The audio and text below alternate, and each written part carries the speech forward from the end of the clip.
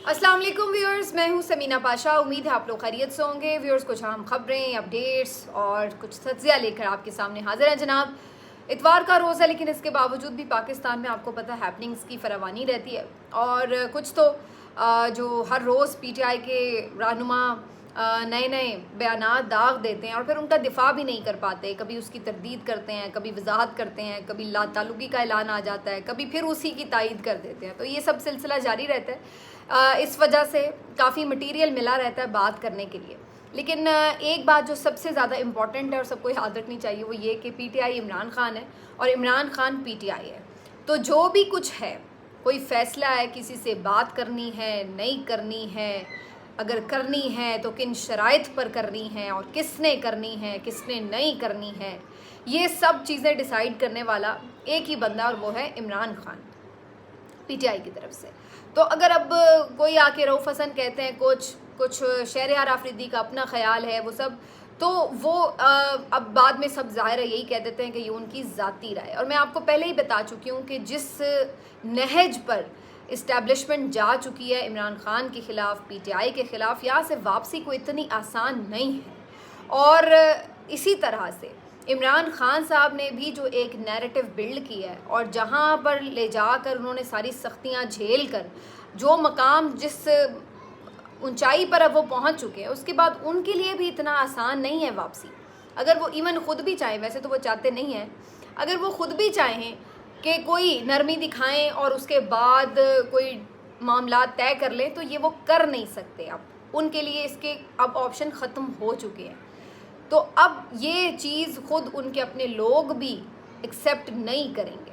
और यही मसला है कि इस वक्त जो मुल्क है वो एक बिल्कुल डिफाइनिंग मोमेंट पे पहुंच चुका है कि जहां पर अल्टीमेटली एक के बाद दूसरा, दूसरे के बाद तीसरा कोई ना कोई वाक़या होता चला जाएगा और कहीं ना कहीं आपको रेजिस्टेंस नज़र आती चली जाएगी और वो रेजिस्टेंस पहले से ज़्यादा होती चली जाएगी। आज पहले 6 जजेस ने ख़त लिखा, फिर उसके बाद बाकी जजेस हम नवा बन रहे हैं। कल मंसूर अली शाह साहब खुलकर बोले हैं। वी होप कि ये सिर्फ बोलने तक बात ना हो, इस पे अमल भी करें। लेकिन ये सब चीज़ें एक बता रही हैं कि आहिस्ता आहिस्ता सबको खड़ा होना सिखा दिया इमरान खान ने। उसने बता दिया है कि डरते रहेंगे तो कोई डराता ही रहेगा, खड़े होंगे तो अगले को पता लग जाएगा कि भाई अब इनको भी बोलना आ गया, अब इनको भी मज़ाहमत करनी आ गई है। तो इसलिए खौफ ज़दा होकर फ़ैसले नहीं करने, और इमरान खान साहब ने जो भी फ़ैसला करना है वो उन्होंने ख़ुद करना है और वही सबके लिए, पीटीआई वालों के लिए, सबके लिए वही फ़ैसला ज़ाहिर मुक़द्दम होगा जो इमरान खान करेंगे। तो इसलिए भांत भांत की बोलियां बस सुनते जाएं और सर धुनते जाएं। बाकी हतमी बात वही है जो इमरान खान ने करनी है। इस मुतालिक थोड़ी सी डिस्कशन आगे भी करेंगे और पीएमएलएन की तरफ से अब क्या कोशिश है वो भी आपके सामने रखूँगी। आज इस्लामाबाद हाई कोर्ट ने एक एलामिया जारी किया, उसकी कुछ तफसीलात, और उसके बाद आज मैं ख़ास तौर पर थोड़ी डॉक्टर यास्मीन राशिद साहिबा के हवाले से बात करना चाहती हूँ। अफसोस की खबर है, एक पीटीआई का कारकुन मौत की वादी में चला गया। इसके ऊपर क्या वजह है जो कि एक दुख में मुब्तला करती है, उस पर बात करेंगे। और फिर हमाद अज़हर साहब का एक ट्वीट बड़ा इंपॉर्टेंट है जो आज आया है, वो भी आपके साथ शेयर करूँगी। आपसे रिक्वेस्ट है कि चैनल को सब्सक्राइब कर लें अगर अभी तक सब्सक्राइब नहीं किया। सबसे पहले आपको बता दूं, इस्लामाबाद हाई कोर्ट की तरफ से एक एलामिया जारी किया गया है जो कुछ दिनों से जस्टिस बाबर सत्तार साहब के ऊपर एक किरदार कुशी और उनके ख़िलाफ़ एक मुहिम जारी थी बाकायदा। उस मुहिम के ऊपर जवाब दिया गया है और उसमें ये बताया गया है कि जी बाबर सत्तार साहब जो हैं वो कोई ड्यूअल नेशनल नहीं है और उनकी नेशनैलिटी से भी मुतल्लिक और उनकी हर तरह की जायदाद से भी मुतल्लिक क्लैरिफिकेशन भी सामने आई है। और इसके साथ साथ वाज़े तौर पर ये एलामिया ये बताता है कि जो हाई कोर्ट है वो खड़ी है जस्टिस बाबर सत्तार साहब के साथ। और ये बात बहुत से कोर्ट रिपोर्टर्स पहले से ही कहना शुरू हो चुके थे कि जिस तरह से ये 6 जजेस खड़े हुए हैं, अब किसी ना किसी तरह इनको दबाव में लाने की कोशिशें होंगी। और उसकी एक कोशिश ये भी होती है कि किरदार कुशी शुरू कर दी जाए, ट्रेंड्स चलवा दिए जाएँ, सोशल मीडिया को यूज़ करके उनके ख़िलाफ़ पूरा एक माहौल बना लिया जाए। तो ये पहले से ही कुछ रिपोर्टर्स इत्तला दे रहे थे और उसके एन मुताबिक हमने ये देखा। और ज़्यादातर ऐसे अकाउंट्स थे इसमें मुलविस जो पीएमएलएन को ज़्यादा सपोर्ट करते हुए नॉर्मली नज़र आते हैं। तो मैं ये इल्ज़ाम नहीं लगा रही कि पीएमएलएन ने बाकायदा इसको कोई لانچ کیا ہے کیمپین کو یا وہ اس کے پیچھے ہیں، لیکن یہ ضرور ہے کہ وہ اکاؤنٹ جو PMLN کو سپورٹ کرتے ہیں وہی اکاؤنٹ ان جج صاحب کے خلاف تھے جو یہ ساری کیمپین چلا رہے تھے، اور ان کے کچھ ذاتی ڈاکیومنٹس بھی پبلش کیے گئے، ان کی فیملی سے متعلق تصویریں اور اس طرح کی چیزیں. تو یہ بڑی گھٹیا سی مہم تھی جو بابر ستار صاحب کے اوپر چلائی گئی، لیکن الٹیمیٹلی بابر ستار صاحب کھڑے رہے، ڈٹے رہے، وہ خوفزدہ نہیں ہوئے، جس کے بعد یہ مہم ان کے اپنے منہ پر پڑ گئی. اور اس کے بعد ایک اعلامیہ اسلام آباد ہائی کورٹ کا جو جاری ہونا یہ اس لیے خوش آئند ہے کہ اس کا مطلب ہے باقی ججز بھی خود ساتھ کھڑے ہیں بابر ستار صاحب کے. جہاں اس ساری چیز سے یہ کلیئرٹی آ گئی کہ بابر ستار صاحب کے اوپر جو الزامات تھے وہ بے بنیاد تھے، وہیں اس کے ساتھ ساتھ یہ ڈیمانڈ بھی اب میرا خیال ہے زور پکڑے گی کہ جو لوگ اس ساری مہم میں ملوث رہے ہیں ان کے خلاف پھر کیوں نہ کارروائی کی جائے. کیونکہ آپ کو یاد ہوگا کچھ دن پہلے چیف جسٹس قاضی فائز عیسیٰ صاحب کے خلاف بھی کافی تنقید شروع ہوئی تھی، اور کافی جائز تنقید بھی ہوئی تھی. جو بلے کے نشان کے حوالے سے فیصلہ تھا، اس کے بعد پے در پہ ان کے مختلف فیصلے جو آئے تو اس کے اوپر بہت سے لوگ تنقید کر رہے تھے. کچھ لوگوں نے تصحیح بھی کی باقاعدہ، اور بڑا زیادہ ایک طوفان اٹھا ہوا تھا ان کے اوپر. اس کے بعد اس وقت کی نگران حکومت نے ایک کمیٹی بھی بنا دی اور اس میں ٹھیک ٹھاک ایک لمبی چوڑی لسٹ بنا دی کہ جی ان لوگوں کے خلاف کارروائی ہوگی جنہوں نے چیف جسٹس قاضی فائز عیسیٰ صاحب کے خلاف سوشل میڈیا کے اوپر کسی بھی قسم کی تنقید کی ہو یا ان کے ساتھ کوئی بھی ان کے خلاف کوئی مہم چلائی ہو. اب اس میں بہت سے صحافی بھی ایون شامل کر لیے گئے، کچھ اور بھی اکاؤنٹس تھے جو کہ کچھ ان نون اکاؤنٹس تھے، کچھ باہر سے آپریشنل اکاؤنٹ تھے، کچھ ملک سے آپریشنل اکاؤنٹ تھے وغیرہ وغیرہ. اور پھر جب اس کے اوپر ابتدائی طور پر انہوں نے پکڑا بھی کچھ لوگوں کو نوٹسز کیے، اور پھر ابھی بھی ویسے وہ معاملہ مکمل ختم نہیں ہوا بائی دا وے، لیکن اسی دوران پھر اسد طور صاحب بھی گرفتار ہوئے اور اس طرح کی بھی ساری چیزیں ہوئی. تو یہ سب ہوا، لیکن اصل کہانی کیا ہے کہ بھائی اگر چیف جسٹس قاضی فائز عیسیٰ صاحب کی آپ کو اہمیت، ان کی حیثیت، ان کی عزت، ان کا احترام اتنا عزیز ہے تو کیا باقی جو جج صاحبان ہیں ان کا احترام، ان کی ساکھ، ان کے اوپر کسی قسم کی کردار کشی، خطرناک دھمکیاں، حملے، یہ کوئی معنی نہیں رکھتا؟ تو اگر چیف جسٹس قاضی فائز عیسیٰ صاحب کے خلاف آپ کارروائی کے لیے آگے بڑھے تھے تو پھر FIA کیوں جسٹس بابر ستار صاحب کے خلاف کارروائی کرنے والوں کے اوپر چپ ہے؟ کیوں ان کے خلاف FIA کوئی کارروائی نہیں کر رہی؟ تو اس سے یہ صاف ظاہر ہوتا ہے کہ جو ملک کے ادارے ہیں اس وقت وہ صرف اور صرف جو مقتدرہ ہے اس کے ایما کے اوپر چلتے ہیں، اس کے علاوہ کچھ نہیں. ہم دیکھ سکتے ہیں کہ حکومت نے کیا اشارہ کیا، اسٹیبلشمنٹ نے کیا اشارہ کیا، اور پھر سارے ادارے جو ہیں FIA ہو، نیب ہو، وہ ان کے سامنے سجدہ ریز ہو کر ویسے ہی سارے ڈاکیومنٹس لا کر اور کام شروع کر دیتے ہیں.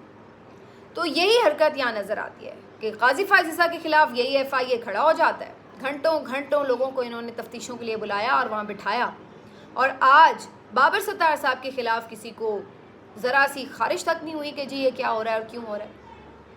میرا خیال ہے اس کے اوپر ڈیمانڈ آنی چاہیے کہ وہ لوگ بھی اگر کارروائی میں جو ملوث ہیں ان کے خلاف باقاعدہ جو مہم چلائی گئی ہے ان کے خلاف بھی پھر کارروائی ہو. دوسرا جی آج ایک اور جو امپورٹنٹ بات ہے وہ یہ کہ ڈاکٹر یاسمین راشد صاحبہ جو ہے، میں کافی دنوں سے نوٹس کر رہی ہوں کہ ان کی 4-8 دن بعد آتی ہے تصویر ایک ہستی مسکراتی، وہ بھی نشان بناتی ہیں وکٹری کا، اور اس کے بعد ظاہر ہے وہ تو ایک آئرن لیڈی ہیں، وہ تو عزم و ہمت کا نشان ہیں، وہ تو پوری طرح ڈٹ کے کھڑی ہوئی ہیں.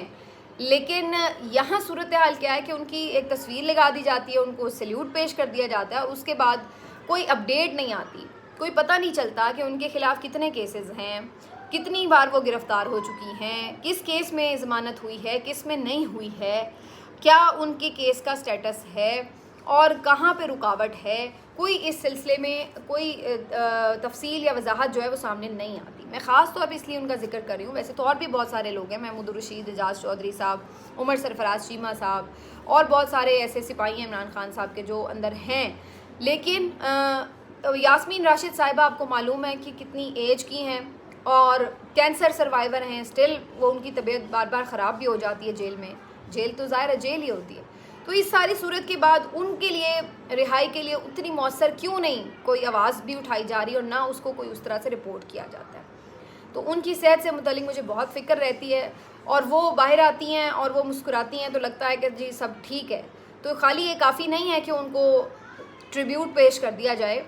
جس طرح صنم جاوید صاحبہ سے متعلق اپڈیٹ ہوتی ہے, مجھے بھی ایون پتہ ہوتا ہے کہ جی اس وقت اس کیس میں ہیں, اب وہ اس جیل میں ہیں اور یہ والا کیس ہے, اب نیا کیس ڈال دیا, 12 مرتبہ گرفتار ہو چکی ہیں, یہاں پہ اس کیس میں ضمانت ہو چکی ہے, اس کیس میں ابھی گرفتاری ہے. تو اسی طرح باقی لوگوں کی بھی اپڈیٹ ہونی چاہیے, اور خاص طور پہ ڈاکٹر یاسمین راشد صاحبہ کے حوالے سے. اب ایک جو افسوسناک خبر ہے وہ یہ کہ لطیف رفیق صاحب ایک کارکن تھے پی ٹی آئی کے, یہ 9 مئی میں گرفتار ہوئے تھے اور اس کے بعد یہ تقریباً 8-9 مہینے کی جیل کاٹی انہوں نے, اور اس کے بعد یہ رہا ہونے میں کامیاب ہوئے.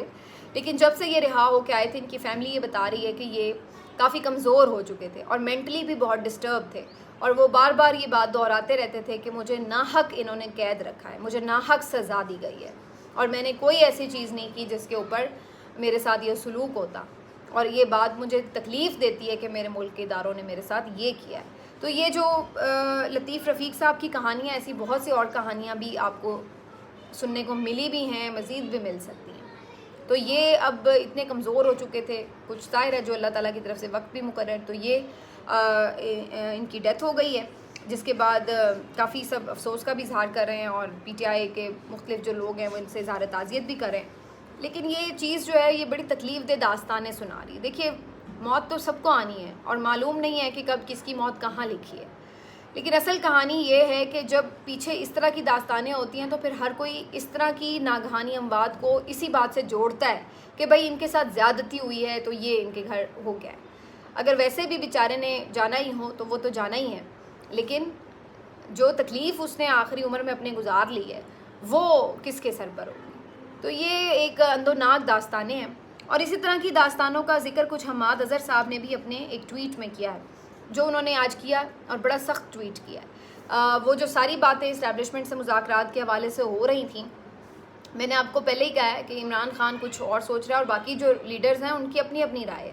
اگر شہریار آفریدی کو یہ لگتا ہے کہ بات ہونی چاہیے اور اگر ہونی ہے تو آرمی چیف سے ہونی ہے, تو آپ کو دوسری طرف بالکل ایک مختلف رائے بھی نظر آ سکتی ہے جو کہ شیخ وقاص اکرم کی بھی ہے کہ کوئی بات چیت نہیں ہوگی, ہم کیسے بات چیت کریں, ہمارا لیڈر ہمارا باپ جیل میں پڑا ہو تو ہم بات چیت کریں گے. اور حماد اظہر صاحب نے تو آج بڑی کیٹیگوریکلی جو لینگویج یوز کی ہے وہ تو بڑی سخت ہے. انہوں نے تو کہا ہے کہ جو موجودہ اسٹیبلشمنٹ ہے یہ اپنے ایتھکس اور کریڈیبلٹی کھو چکی ہے. مسلسل بلیک میلنگ, ٹارچر, لوگوں کو دھمکانا, ڈرانا اور قانون اور آئین کی دھجیاں اڑانا, یہ سب الزامات انہوں نے لگائے, اور انہوں نے کہا کہ ایسے لوگوں سے ہم کیا بات چیت کریں.